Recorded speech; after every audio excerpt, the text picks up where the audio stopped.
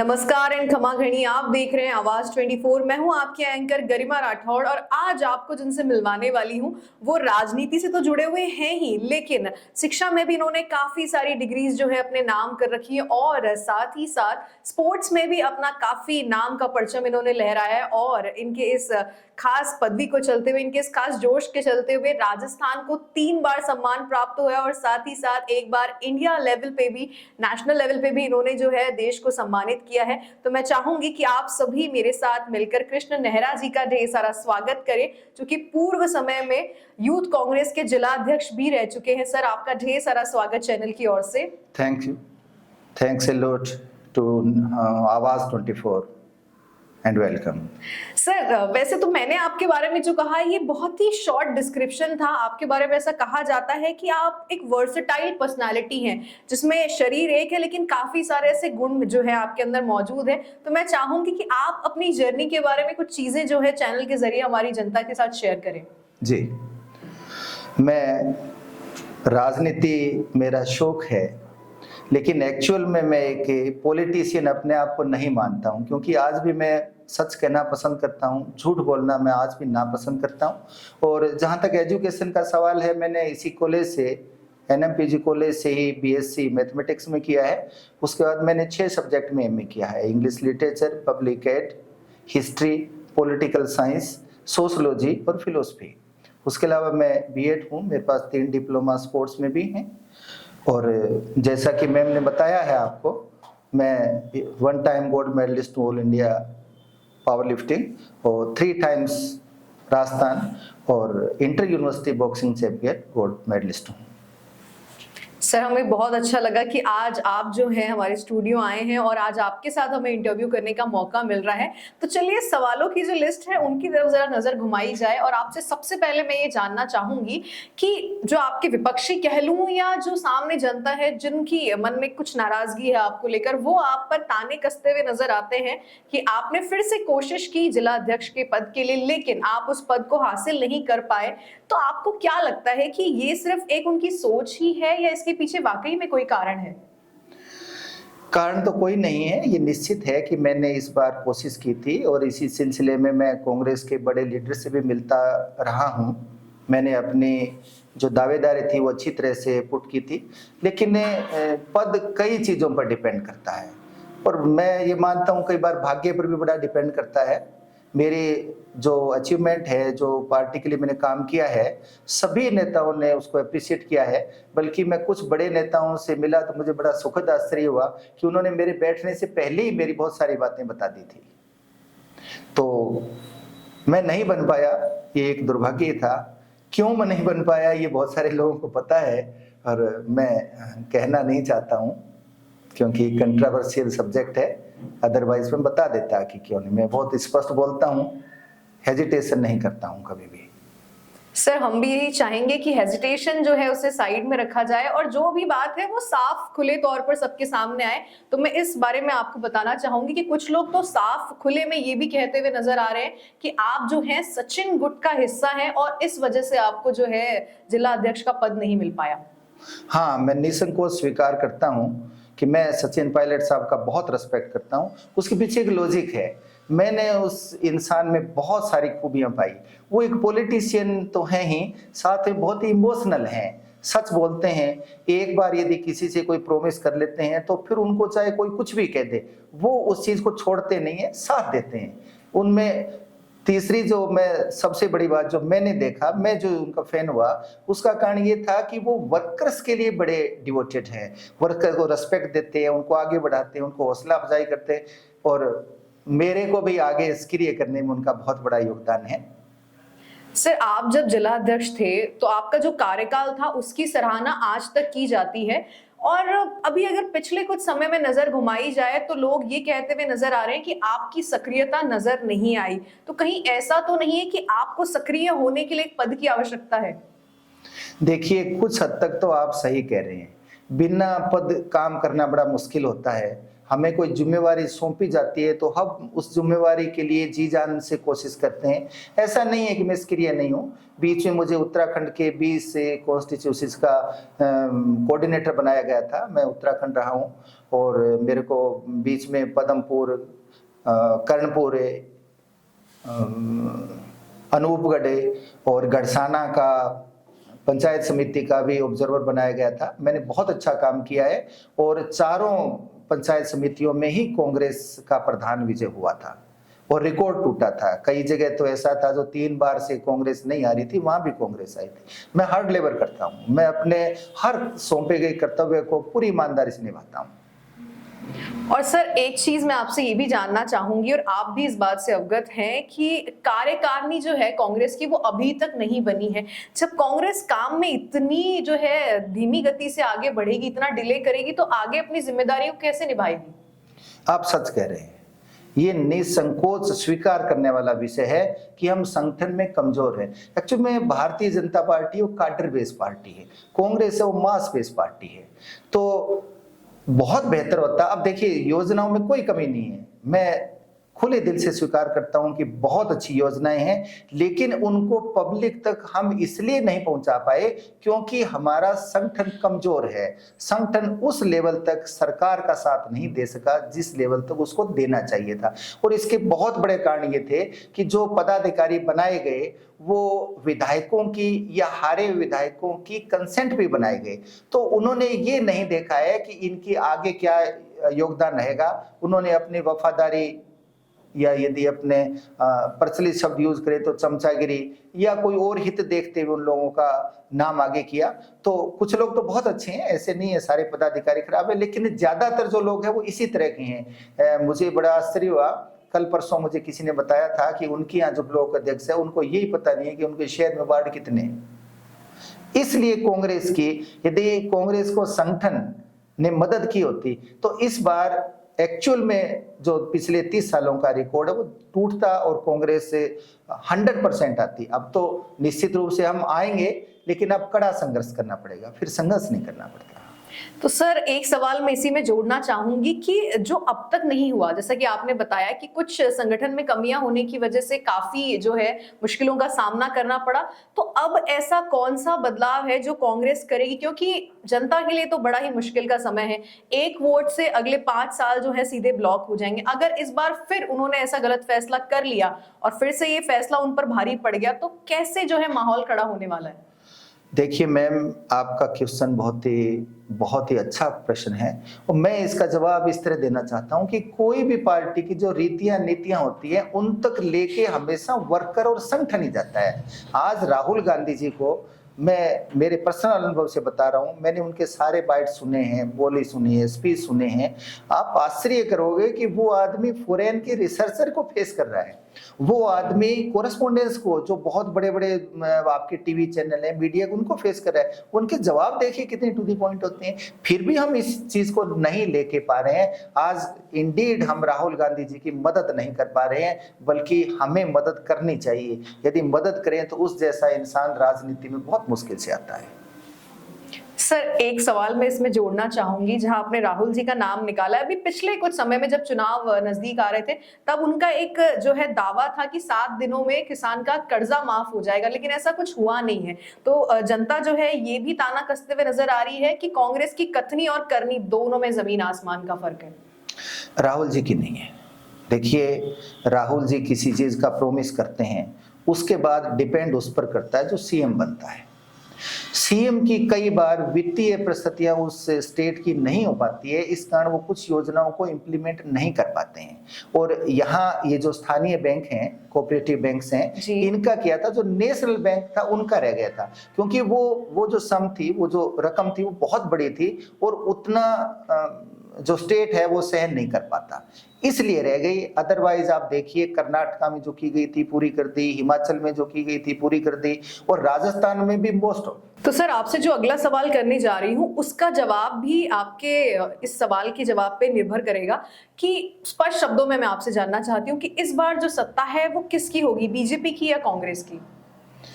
देखिए, राजनीति में इसका जवाब देना बहुत मुश्किल है। मेरे जैसे कोई और पॉलिटिशियन होता तो निश्चित रूप से कहता जी कांग्रेस 100% आएगी। मैं नहीं कहता हूँ। चुनाव में एक संघर्ष है, जो कई चीज़ों पर डिपेंड करता है। आपके वर्कर्स ने कितना अच्छा फील्ड वर्क किया है, आपका बूथ मैनेजमेंट का स्तर क्या रहा है, आपने टिकटें दी है वो कितनी सही हैं, कितनी गलत है, क्या आपने कास्ट बेस पर दी है, नहीं दी है। देखिए, आपने देखा होगा राजस्थान में जो इलेक्शन होता है, मैं समझता हूँ, मैंने कई साल हो गए मुझे काम करते हुए, आखिर जाकर वो कास्ट बेस पर बहुत कुछ डिपेंड हो जाता है। बिल्कुल। तो आपको टिकटें देने में ये सावधानी रखनी पड़ती है कि पर्टिकुलर एरिया में कौन सी कास्ट है जो डोमिनेटिंग है। इसलिए यदि अच्छी तरह से टिकटें दी गई तो निश्चित रूप से कांग्रेस पार्टी विन करेगी। यदि टिकटें गलत नहीं दी गई तो फिर कांग्रेस का सत्ता में आना मुश्किल हो जाएगा। सर, ये बात तो आप बिल्कुल सही कह रहे हैं कि ये टिकट वितरण का जो एक गणित है, ये बड़ा ही सोच समझ के जो है तय किया जाता है और ये काफी बारीकी वाला काम है। पर इसमें से अभी कुछ दिनों पहले अगर मैं बात करूं, पिछले महीने की ही बात है कि पेट्रोल पंप वालों ने हड़ताल की थी और आपसे ये बात छुपी नहीं है कि हमारे राजस्थान में पेट्रोल के जो दाम है आसपास के राज्यों से काफी ज्यादा है। गुजरात, हरियाणा, पंजाब, इनकी तुलना में अगर हम देखें तो काफी अच्छा खासा जो है एक एवरेज डिफरेंस आता है। पेट्रोल पंप वालों ने तकरीबन 3 दिन तक हड़ताल करी इस सोच के जरिए कि शायद इलेक्शन का समय निकट आ रहा है तो कुछ ना कुछ रियायत हमें मिल जाए, लेकिन ऐसा कुछ नहीं हुआ। उससे सिर्फ एक ही असर पड़ा जो कि आमजन पर पड़ा, आमजन परेशान हुई, लेकिन कोई नतीजा नहीं आया। तो आप इस जो भी ये सारा 3 दिन का प्रोसेस हुआ, इसके पीछे किसकी नाकामी मानते हैं? देखिए, ये नाकामी नहीं है। मैंने आपको कभी पहले भी बताया था कि हर स्टेट की अपनी इकोनॉमी की कंडीशन होती है। हरियाणा एक ऐसा प्रांत है जहां बहुत सारे इनकम ऑफ सोर्स है, लेकिन राजस्थान में दुर्भाग्य से ज़्यादा नहीं है। इसका एरिया बड़ा है, इसलिए इसके जो जितने योजनाओं को स्टार्ट रखना था, डेवलपमेंट का काम होना था, आगे नए कर्मचारियों की भर्ती भी करनी थी, तो जो इकोनॉमिक सोर्स है वो यदि सेंटर अपनी होती है, यानी स्टेट की जो गवर्नमेंट है वो उसके अकॉर्डिंग होती है, फिर उसको दिक्कत नहीं होती। लेकिन यदि विपक्ष की होती है तो उसे बहुत प्रॉब्लम होती है। इसके लिए कुछ उसको डेप्ट भी लेना पड़ता है, ऋण लेना पड़ता है, कुछ उसको टैक्स बढ़ाने पड़ते हैं, तो कहीं ना कहीं कंप्रोमाइज करना है। और कोई बहुत ज्यादा अंतर नहीं है। गुजरात का आप देखिए लिस्ट उठा के, ज्यादा अंतर नहीं है। पंजाब में जरूर थोड़ा है, हरियाणा में भी ज्यादा नहीं है। 2-4-5 रुपए का डिफरेंस कोई बहुत ज्यादा मायने नहीं रखता। तो सर, इसी में आपसे एक सवाल मैं और जोड़ना चाहूंगी कि अगर हम बात करें, जैसा कि अभी आपने कहा कि इनकम ऑफ सोर्सेज इतने नहीं है और आप खुद पॉलिटिक्स से जुड़े हुए हैं, एजुकेशन में भी काफी अच्छा खासा नॉलेज है और आप एक स्पोर्ट्स पर्सन भी है, तो कुल मिलाकर कहने का मतलब ये था कि आपको कई फील्ड्स का नॉलेज है। अगर ये जो सारी समस्याएं हैं लिमिटेड रोजगार की, ये इसी तरह से चलती आई तो हमें तो इस मुसीबत का सामना हमेशा करना पड़ेगा। तो ये जो सारी समस्याएं, इनसे निजात कैसे मिलेगा और सरकार जो है कैसे काम करेगी चीजों के लिए? बहुत अच्छा रेलिवेंट क्वेश्चन है आपका ये। मैं बता देना चाहता हूं आपको, मैंने ऐसा देखा है कि बहुत सारी स्कीम्स गवर्नमेंट की ऐसी हैं जो फ्लोर पे नहीं है जी। और उनका पैसा बेकार में वेस्ट हो रहा है। तो गवर्नमेंट को ये चाहिए कि थोड़ा रिकंसिडरेशन करके उन स्कीम्स को बंद कर दे। उससे बहुत सारा रेवेन्यू हमारा बच जाएगा और ये टैक्स ज़्यादा बढ़ाने की इनकी नौबत नहीं आएगी। दूसरी जो मैं समझता हूँ, गाँव में जो रोज़गार दिए जा सकते हैं, जैसे फूड प्रोसेसिंग का है, हमारे यहाँ कॉटन बहुत होती है, कॉटन मिल दुर्भाग्य से शुरू नहीं हो पाई है। यदि इसको आप शुरू करते तो जमींदारों को बहुत फायदा होता। और जैसे सीड्स की यहाँ पर तैयार करने की यूनिट्स लगाई जा सकती है, जूस की लगाई जा सकती है, उन चीज़ों को भी बढ़ावा देना चाहिए। अकेली एक नौकरी इतनी गवर्नमेंट नहीं दे सकती है, उसको रोजगार युवाओं को देने के लिए उनको ट्रेंड करना चाहिए, उनके लिए कैंप्स लगाए जाने चाहिए, उनको इकोनॉमिक प्रिविलेज मिलना चाहिए, उनको लोन वगैरह प्रोवाइड करवाना चाहिए। इससे बहुत फर्क पड़ेगा। और सर, अभी हम देख सकते हैं कि कुछ ही दिनों पहले जो है कांग्रेस गवर्नमेंट ने एंड्रॉइड मोबाइल फोन्स जो हैं काफी बांटे हैं, काफी लोगों को दिए हैं। इसके पीछे जो है तथ्य क्या था? ये जो एंड्रॉइड मोबाइल फोन्स बांटे गए हैं, आपके हिसाब से इसका क्या लॉजिक था? देखिए, सच पूछे तो लॉजिक तो मैं बता देता हूं, लेकिन मैं इस स्कीम के पक्ष में नहीं था। मैं मेरी इंडिविजुअल बता रहा हूँ, पार्टी लेवल में नहीं, मैं खुद नहीं था। लेकिन जो गवर्नमेंट का पक्ष था ना, वो ये था कि बहुत सारे गरीब लोग ऐसे हैं, इसे स्पेशली जो स्टूडेंट्स हैं, उनको कई बार नेट का यूज करना पड़ता है अपनी एजुकेशन हेल्प के लिए, तो उनके पास फोन नहीं होने के कारण उन जो पुअर स्टूडेंट्स हैं जी, उनको बहुत दिक्कत होती थी। उनको मदद करने के लिए बनाया गया था, लेकिन ये चूंकि समय कम था, इसलिए उस लेवल पे अच्छी तरह से इम्प्लीमेंट नहीं हो पाई जिस हिसाब से गवर्नमेंट ने पहले स्कीम बनाई थी। सर, सरकार की ये जो धीमी गति है, इसके चलते आम जन को काफी समस्याओं का सामना करना पड़ता है, जिससे आप तो काफी अच्छे से जो है अवगत है, क्योंकि आप एक स्पोर्ट्स पर्सन भी रहे हुए हैं। अगर सरकार इसी तरह धीरे धीरे हर चीज में काम करती भी चली आएगी, तो ये जो सारी सुविधाएं हैं जिसकी वाकई में जनता हकदार है, आपको नहीं लगता कि ये मिलना मुश्किल है? और कांग्रेस गवर्नमेंट जो है, गहलोत सरकार पर ये आरोप कई बार लगाए गए हैं, और इस बार तो बार बार ये सामने आ रहा है कि जैसे चुनाव की तारीख नजदीक आने लगी है, समय थोड़ा सा कम बचा, तो कई सारी चीजें, बिजली फ्री करवाना, किसानों के लिए काफी सारी सुविधाएं, मोबाइल फ्री, तो ये जो सारी स्कीमें हैं, ये जाते जाते कैसे गहलोत सरकार को याद आ गई? देखिए, ये जाते जाते नहीं है। कोई भी इतने बड़े लेवल पर कोई स्कीम्स बनती है तो फ्लोर पर आने में उसे कुछ टाइम लगता है। उसके पीछे बहुत सारी तैयारियां की जाती हैं, डिस्ट्रीब्यूशन का किया जाता है, इम्प्लीमेंटेशन का किया जाता है, और सबसे बड़ी बात रेवेन्यू का किया जाता है। अभी किस तरह से, थोड़ा वक्त लगता है। आपको मालूम है, बीच में कोरोना आ गया था, उस कोरोना की वजह से 1.5-2 साल तक कोई काम नहीं हो पाया था। तो फिर इतनी सारी, आप नजर डालिए, बहुत काम हुआ है, बहुत ज्यादा काम हुआ है। मैं यदि कोई कमी देखता तो आपको जरूर बताता। और ये जो आप धीमी गति की बात कर रहे हैं ना, यहाँ देखिए थोड़ा सा अंतर है। एक अकेला चीफ मिनिस्टर, जिस तरह से एक सेनापति तब तक कुछ नहीं कर सकता जबकि उसकी सेना ट्रेंड नहीं हो, उसके अंदर वॉरियर्स नहीं हो, तो इसीलिए मुख्यमंत्री जी ने, मैं समझता हूँ, जो मैंने महसूस किया भी, अकेलों पर लोड आ गया इनके पर। और एक आदमी इतने सारे काम करेगा तो निश्चित रूप से स्लो होगा वो। मेरा सजेशन ये है कि उनको एक बहुत अच्छी टीम अलग अलग एक्सपर्ट्स की बनानी चाहिए थी, और यदि उन एक्सपर्ट्स का सहारा लिया जाता तो ये जो स्कीम थी बहुत फास्टली और प्रॉपर तरीके से इंप्लीमेंट होती और उन लोगों तक पहुंचती जिनको उनकी जरूरत है। तो सर, आपसे अब मैं ये जानना चाहूंगी कि आपकी नजर से, आपके दृष्टिकोण से, जिले की कौन सी ऐसी बड़ी समस्याएं हैं जिनसे छुटकारा मिलना बहुत जरूरी हो गया? देखिए, जो मैं पहले एजुकेशन में बता देता हूँ, इमारतों का नाम कॉलेज या स्कूल नहीं होता। आप जब तक वो फैसिलिटीज प्रोवाइड नहीं करवाते हैं जिसकी स्टूडेंट्स को नीड होती है, तो वो उस एजुकेशन का स्तर बहुत अच्छा नहीं होता। आपको आश्चर्य होगा कि भारत की कोई भी यूनिवर्सिटी आज वर्ल्ड के टॉप 100 में नहीं है। बिल्कुल, आप आश्चर्य करोगे, जब मैंने फिलोसफी में एमए किया था, सिलेबस नहीं यूनिवर्सिटी में, बुक्स नहीं, आप बुक्स नहीं खरीद सकते हो। मैंने मेरे सोर्स से बुक्स मंगवाई, कोई आगरा से मंगवाई, कोई मथुरा से मंगवाई, कोई बिहार में पटना से मंगवाई, कुछ मैंने कहीं पुरानी ढूंढी। आपको बुक नहीं मिलेगी, पास बुक मिलेगी। यदि आप थोड़ा स्टडी करना चाहते हैं तो आप नहीं कर सकते हो। तो मेरा कहने का मतलब है, एक तो एजुकेशन पर आप फोकस करना चाहिए।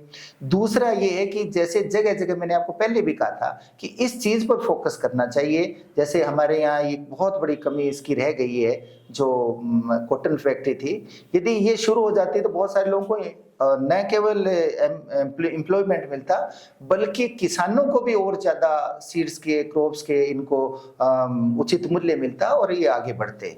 और तीसरी जो और मैंने महसूस की है कि कुछ सड़कें अभी भी ऐसी रह गई हैं जो मानक के ऊपर खरी नहीं उतरती, उनको थोड़ा और सही करवाना चाहिए। वैसे बहुत कोशिश की है कांग्रेस ने, इसके लिए तो निश्चित रूप से ये प्रशंसा के पात्र है कि बहुत इन्होंने अच्छी कोशिश की है।